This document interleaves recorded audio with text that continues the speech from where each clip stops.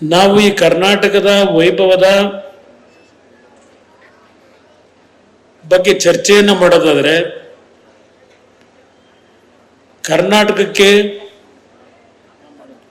ಒಂದು ವಿಶೇಷವಾದಂತಹ ಸ್ಥಾನಮಾನ ಈ ದೇಶದ ಭೂಪಟದಲ್ಲಿದೆ ಅಂತಕ್ಕಂಥದ್ದು ನನ್ನ ಅಭಿಪ್ರಾಯ.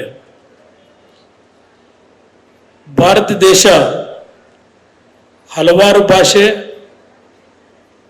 ಹಲವಾರು ಸಂಸ್ಕೃತಿಗಳು, ಹಲವಾರು ರೀತಿಯ ಆಹಾರದ ಸ್ವೀಕಾರ ಮಾಡ್ತಕ್ಕಂಥದ್ದು, ಒಂದೊಂದು ಭಾಗದಲ್ಲಿ ಒಂದೊಂದು ರೀತಿಯ ನಮ್ಮ ಒಂದು ಆಚರಣೆಗಳಿದ್ರು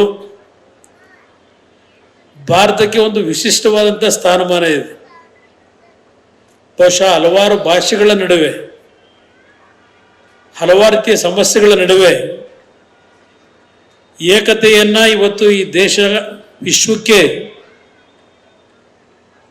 ಯಾವ ರೀತಿಯಲ್ಲಿ ಇರಬೇಕು ಅಂತಕ್ಕಂಥದ್ದನ್ನು ಸಾಬೀತು ಮಾಡಿರ್ತಕ್ಕಂಥ ದೇಶ ಈ ಭಾರತ ದೇಶ. ಯಾವ ಕುವೆಂಪು ಅವರು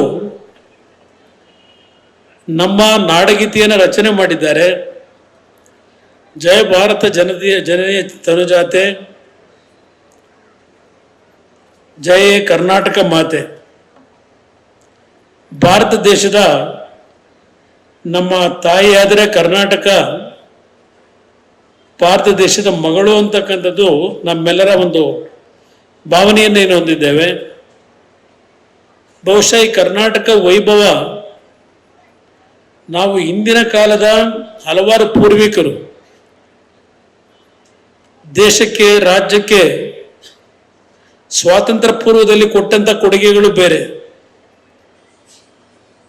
ಹಲವಾರು ಶಿಲ್ಪಕಲೆಗಳಲ್ಲಿ ಹಲವಾರು ರೀತಿಯ ನಮ್ಮ ಒಂದು ರಾಜ್ಯದ ಹಲವಾರು ಸಾಧನೆಗಳನ್ನು ಮತ್ತು ಹಲವಾರು ರೀತಿಯ ಯಶಸ್ಸನ್ನು ಕಂಡಿರ್ತಕ್ಕಂಥ ಈ ಒಂದು ರಾಜ್ಯ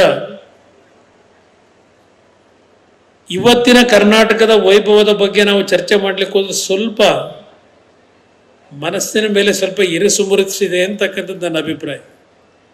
ಅದನ್ನು ಹೇಳಲಿಕ್ಕೆ ಹೋದರೆ ಬಹುಶಃ ರಾಜಕೀಯ ಬೆರೆಸ್ತಾ ಇದ್ದೇನೆ ಅಂತಕ್ಕಂಥದ್ದು ಬರೋದು. ಬಹುಶಃ ಇಲ್ಲಿ ರಾಜಕೀಯ ಕಳೆದ 3 ದಿನಗಳಿಂದ ನಡೆದಿಲ್ಲ. ಇಲ್ಲಿ ಪ್ರತಿದಿನದ ಕಾರ್ಯಕ್ರಮಗಳು ಮಕ್ಕಳಿಗೆ ಒಂದು ಜ್ಞಾನವನ್ನು ವೃದ್ಧಿ ಮಾಡ್ತಕ್ಕಂಥದ್ದಿರಬಹುದು, ಮಹಿಳೆಯರನ್ನ ಜಾಗೃತಿಗೊಳಿಸ್ತಕ್ಕಂಥದ್ದಿರಬಹುದು, ಯುವಜನರಲ್ಲಿ ಅವರ ಪ್ರತಿಭೆಗೆ ಒಂದು ಪುರಸ್ಕಾರ ದೊರಕತಕ್ಕಂಥದ್ದಿರಬಹುದು, ರೈತರ ಒಂದು ಜ್ಞಾನವನ್ನ ಕೃಷಿಯಲ್ಲಿ ಯಾವ ರೀತಿಯಲ್ಲಿ ಲಾಭದಾಯಕತೆ ತೆಗೆದುಕೊಂಡು ಹೋಗಬೇಕು ಅಂತಕ್ಕಂಥ ವಿಚಾರ ಸಂಕಿರಣಗಳಿರ್ಬೋದು. ಎಲ್ಲದಕ್ಕಿಂತ ಪ್ರಮುಖವಾಗಿ ಇವತ್ತು ದೇಶದಲ್ಲಿ ಸಂವಿಧಾನದ ಬಗ್ಗೆನೇ ಬಹಳ ದೊಡ್ಡ ಮಟ್ಟದ ಚರ್ಚೆಗಳು ನಡೀತಾ ಇದೆ ಪ್ರತಿನಿತ್ಯ. ಆ ಚರ್ಚೆಗೆ ಕಾರಣಗಳೇನು ಅಂತಕ್ಕಂಥದ್ದು ನಾನು ಇಲ್ಲಿ ವಿವರಣೆ ಕೊಡ್ಲಿಕ್ಕೆ ಹೋಗೋದಿಲ್ಲ. ಆದರೆ ಒಂದು ಪಕ್ಷದ ಮೇಲೆ ಸಂವಿಧಾನವನ್ನೇ ಸಂಪೂರ್ಣವಾಗಿ ಬದಲಾವಣೆ ಮಾಡಲಿಕ್ಕೆ ಹೊರಟಿದ್ದಾರೆ ಅಂತಕ್ಕಂಥ ಒಂದು ಅಪಪ್ರಚಾರಗಳೇನು ನಡೀತು.